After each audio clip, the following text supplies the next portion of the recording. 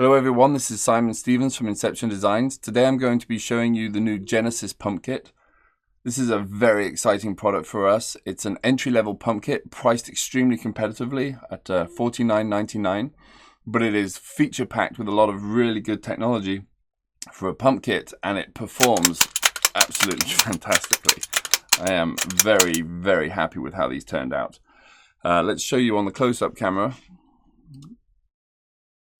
So what we have is we have a delrin pump handle. We have a polished aluminum bolt guide, so it's a very smooth interface. We have a stainless steel pump arm, so it won't bend, it won't strip, it'll always be a very nice stroke. Now the front block is very special. We have an anti-rotation lip that stops the block from rotating on the gun body, and then we also have a guide for the pump arm. So you get an absolutely fantastic alignment of all of the components, and you get a brilliant pump stroke. See, absolutely brilliant. Some people find it funny when I say brilliant, so I should probably say it once or twice more. Absolutely fantastic pump kit. Now I'm going to show you how to install them. They're very easy to install. Oh yeah, we also have a hidden pump return spring inside, so it'll automatically return the pump handle as well. So we'll take a look at what comes in the kit, and I'll show you an install. Kit comes with the pump handle, a label telling you that you have one of two parts. The second part is your pump arm. You want to make sure you get both pieces.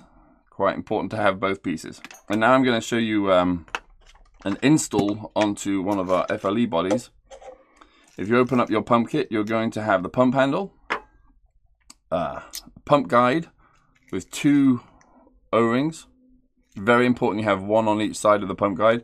One of them seals the pump guide against the front block. The other one seals the front block against the gun body. It comes with everything you need, but you need to make sure you install those correctly. And then we also have the pump return spring, which we'll just get out. Okay. And then we have your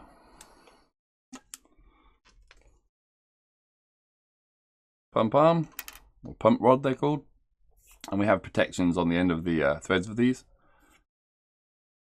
And you'll see that one end is threaded slightly shorter than the other, so that gives you some flexibility in the guns that you're putting it into and the back blocks that you're putting it into.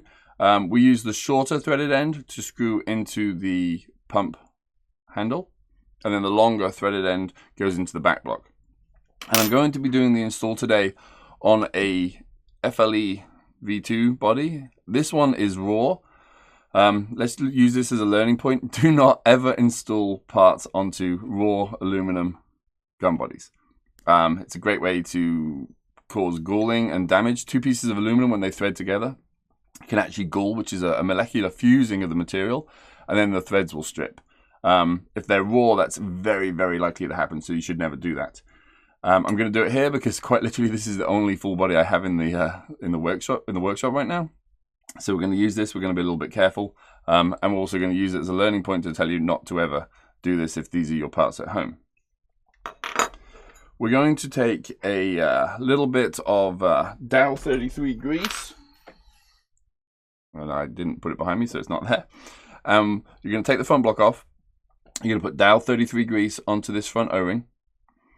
You're going to put the front block on, making sure that the guide lip is pointed to the... Let me get this back into the camera. Making sure that the guide lip is pointed to the back of the gun, away from the guide rod. And then you're going to put on your second O-ring and put a little Dow 33 onto that as well. Now, in the front of the pump guide, there is an Allen key location, which is a 3/16 Allen key. And we're simply going to put this whole assembly onto the front of the gun body.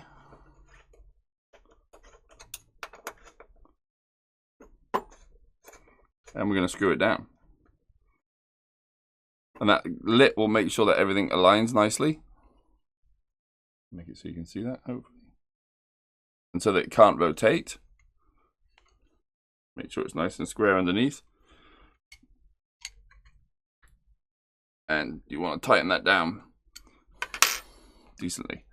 So there you go. We have the assembly installed on the front. Now we're going to take our pump arm, and we want the shortest threaded side, and we're going to put this into the pump handle and screw it in. I'm going to show you you can tighten that just by hand, but I'm going to show you a quick trick for tightening rods or removing rods that don't have any facets on them or any holes to be able to get hold of them. And these are very simply 1032 threaded nuts, and I'm going to put one on, and then I'm going to put a second one on. Thread them down against each other. Take 2 wrenches, one on the bottom nut, one on the top nut. It's a little hard to hold this and keep it on camera, but I will do my best. Maybe we'll use the circular end of the wrench. And tighten those 2 nuts against each other. So now they're nicely tight and locked together.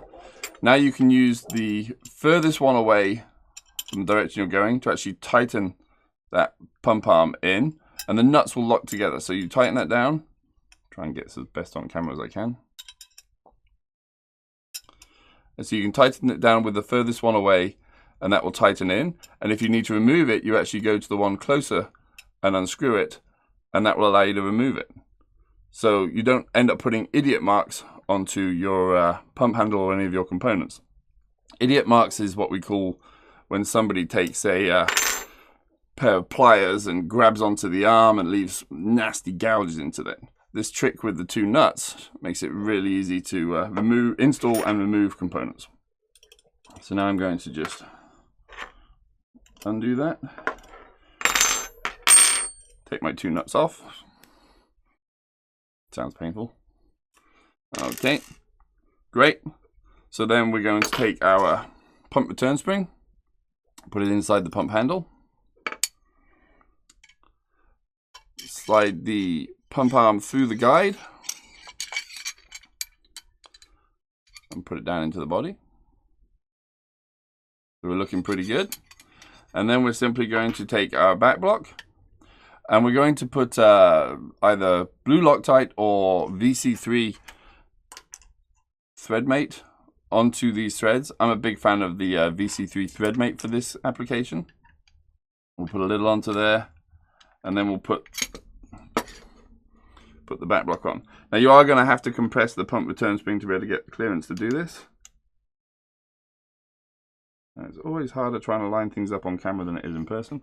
There we go. And we're just going to screw that back block down. Before you do this, you will want to have your hammer in here, and you will want to have your IVG and everything set up so you can just put your cocking rod back in.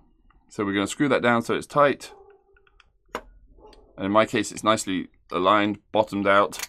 I twisted it just a little bit more to make it tight in the pump handle, tight in the back, and there you go. We now have Jiff kit installed. Sorry, the Genesis pump kit installed. And so then you put your cocking rod in the back, you put your bolt in through the top, and you're good to go. Fantastic. As always, thank you very much for watching this video. If you have any questions about our products or about this video, about pump kits in general, about playing pump paintball, post in the comments below. If you like our videos, please share them, please subscribe to our channel, and we'll see you in the next video. Thank you very much, everybody.